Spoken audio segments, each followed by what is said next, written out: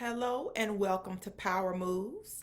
This live broadcast is for anyone who's trying to level up in their career or level up in their finances. Welcome. We have upgraded a little bit. We have a new day and time, as you can see. We have a name, Power Moves. We have a new logo. And I've been doing some decorating. As you can see, we have a new backdrop and some nice little hanging plants here. We're doing it big over here. Just a little upgrade. So yes, tonight's topic. I know some of you are probably scratching your head.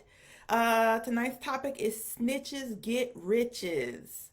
Snitches Get Riches, and this is all about how to get money by being a snitch.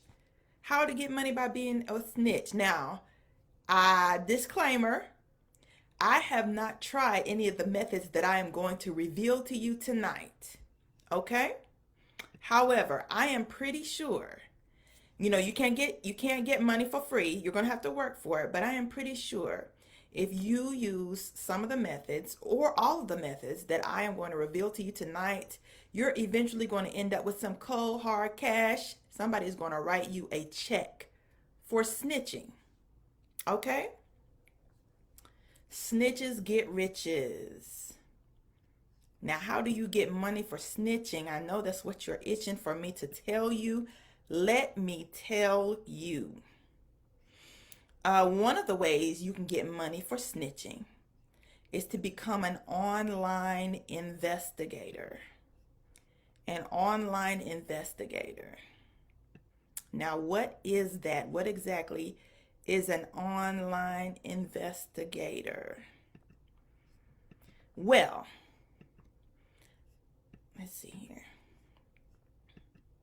An online investigator is someone who does some light investigation work, I should say. Light investigation work. So if you're the type of person who's computer savvy, your friend just got a new boyfriend and you want to dig up some information on him, so you get on Google right quick and you pull up his whole internet history, you find out where he's been and who he's been with and prior addresses and what his sister's name is and what his cousin's name is. If you're the type of person that can do that and is good at it, you can make money doing that as an online investigator. Okay? Now, you're going to pull basic information like background checks when you're doing online investigating. And if you're computer savvy, this shouldn't be too new to you, but there are websites like Spokio and Truth Finder and all of those little websites. Those websites for a fee, a small fee, are going to help you dig up information on people. They tell you past addresses, prior addresses the person has been at, who he's lived with, the names of his family members, his age, things of that nature. Those things can be pulled up using small internet services for a small fee. You're also going to be doing like more in-depth checks. So you'll probably want to use larger companies at times like Truth Finder and Good Hire, companies that are large, that have HR departments. You want to use the people that they use if you're doing an in-depth check. So that's also something that an online investigator does. You're going to pull public records. In North Carolina, if you pay a small fee, you can pull a marriage certificate, a birth certificate, a death certificate. You'll just go downtown to the Hall of Records and pay a small fee and get that information, or fill out a form and send it in and they'll mail it to you. So things like that are what an online investigator does. Relatively easy stuff. What do? You're going to investigate social media accounts. You'll probably do some light catfishing. You would befriend this person or the subject of your investigation. You would record what they do, who they talk to, what they post, where they've been at. All of that information would go into your report as an online investigator. So you're doing background checks, you're doing criminal history checks, you're pulling public records, you're investigating their social media accounts. This is all light work that an online investigator does. Okay, so you're probably, oh, and they also do online reputation checks and cleanups. So you would go to websites like Better Business Bureau or Glassdoor. You would also you would use any type of software that's going to be able to pull information from the internet and gather anytime that the company that you're investigating is being mentioned. Okay. So there's software to do that as well. You would do that. You would judge whether they have a good or bad online reputation, and then you would take steps to help them clean that reputation up, whether it be accessing their social media accounts to address negative reviews or negative comments that people leave, or whether you would access their Google account to respond to Google reviews that are left that are negative, things of that nature. All of this is light work that an online investigator does. Now, you're probably wondering, what kind of money does this pay? Well, I've looked up the job on LinkedIn. I've looked it up on Indeed.com. I've looked it up on ZipRecruiter, and I found maybe 2 or 3 online investigator jobs per site. Okay, so they are out there, and they're paying upwards of $50,000 a year. Okay, just for this type of work, not too much certification or experience required. As long as you're computer savvy and maybe can pass a few tests that the company does to prove that you're computer savvy, you could probably snag a job like this. If you want to open up your opportunities more and open yourself up to more clientele, you can be an entrepreneur. You can offer your services online, and you can either, advertise for yourself on Thumbtack or Craigslist, try to get customers that way. You can open up a cheap, free website, maybe with Wix or something like that.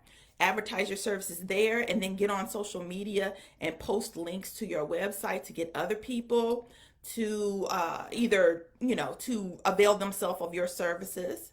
So those are all the ways that you can get money as an online investigator. It pays well, and if you're good with computers and good with looking up information and you're resourceful, you could really, really prosper as an online investigator. And you can, when you're going the entrepreneurial route, you can even there are people who ask for up to $35 an hour for jobs like this. Okay, you can ask your clients for that much money because really they're paying for the convenience. People like this are paying for the convenience. If they wanted to, they could probably look up all of this information themselves, but they don't have the time or the energy, so they're paying someone else to do this. They don't mind paying upwards of $35 an hour for these services because they're paying for the convenience. So don't down yourself and speak negatively because you're not a certified private investigator. You don't need certification for these jobs, and you do deserve to be compensated for your time and services. All right, so that's a good route to go, online investigator. You can also snitch by being an IRS informant. What are you informing on? IRS informant, what is that all about?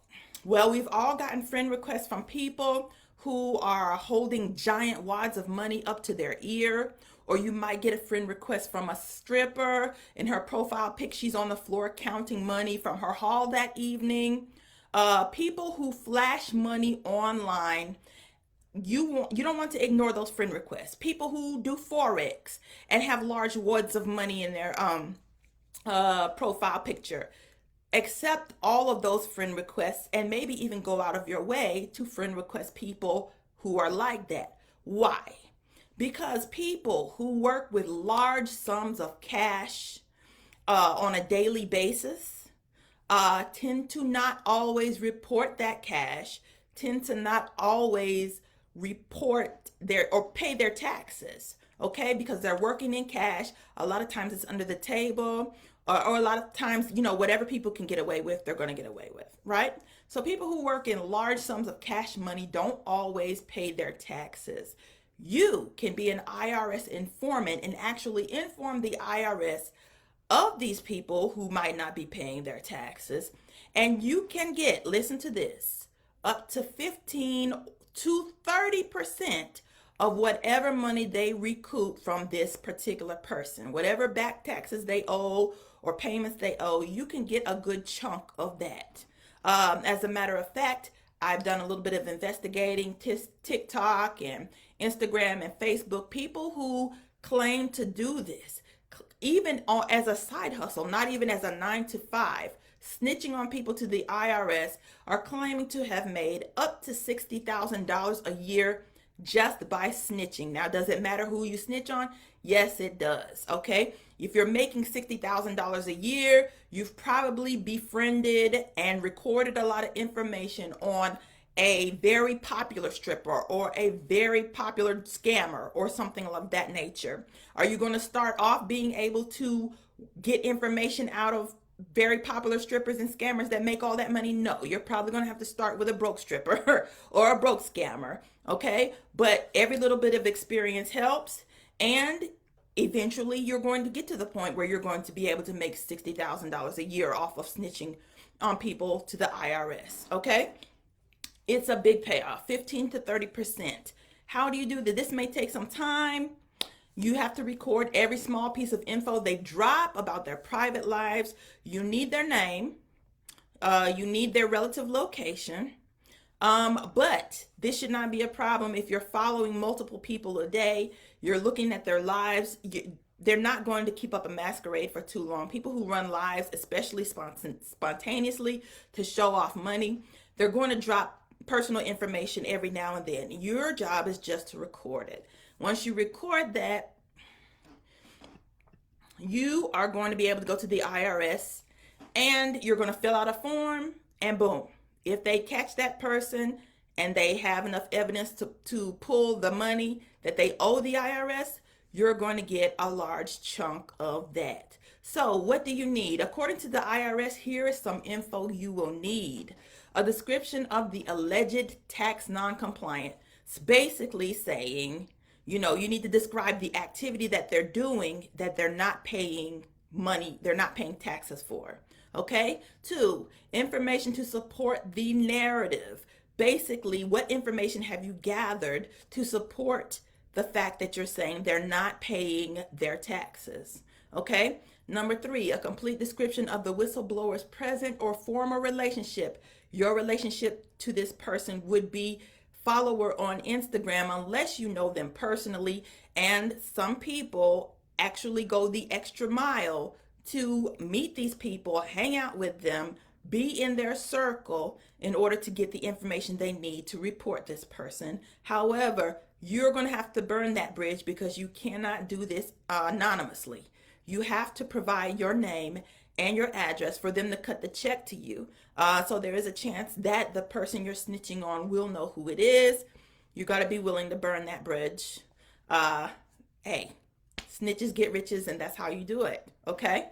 So if you want more information and you want to know the form, where the form is that you can fill out to snitch on people who don't pay their taxes, you can go to irs.gov/compliance/whistleblower-office. Okay, there you'll get all the information you will need to procure the money that you need from the person who's not paying their taxes. Okay. A third way to snitch on people for money is to settle with robocallers. How many people are plagued all day long by robocallers? You can make money off of this. How? We're now averaging 1.7 billion robocalls a month. Everyone is getting robocalls multiple times a day. You can turn that annoyance into cash because federal law says that robocallers are not allowed to call you without your permission. And if they do, they owe you $500. And if your phone number is on the do not call list, that amount goes up to $1,500. This is not a scam. There are people who have sent their entire family to Disney World for Christmas off of this. There are people, this is a way to make money. Legit. You get $500. And if you're on the do not call registry, that amount goes up to $1,500. The government will cut you a check. The robocaller will cut you a check. Here's what you do. All you need to do is answer the phone when they call. So answer them. Do not put them on ignore. Do not block them. Answer the phone. And the information, you need to pretend you're interested long enough to get this information from them. You need the company name, you need their website, and you need their address. Once you have this, you don't have to play along anymore. You can hang up the phone. Okay? You can hang up the phone. After that, you're going to hang up. Your next task is to send them a demand letter. And you can get a template for a demand letter anywhere on Google. All you have to do is type in robocall demand letter and you'll pull up a template. You want to fill in the information for the demand letter, send it to the address that you've gotten for them, and you just sit back and wait for the money to roll in. Basically, they're going to want to settle with you. All right? If $500 is nothing to them, $1,500 is nothing to them, they'll gladly give it to you to get you out of their hair. Okay? Settling with robocallers, another way to snitch and get money. Okay? Now, a lot of you might say, well, snitching is not nice. We can talk about what's nice and what's not nice later. Okay? But I will tell you this, if you have the ability to dig up a person's entire internet history, the names of their family members, prior addresses, whether or not they're still married, all that information, if you can do that within a quick amount of time, if you're savvy enough to do that, you deserve to get paid for your time and your services, okay?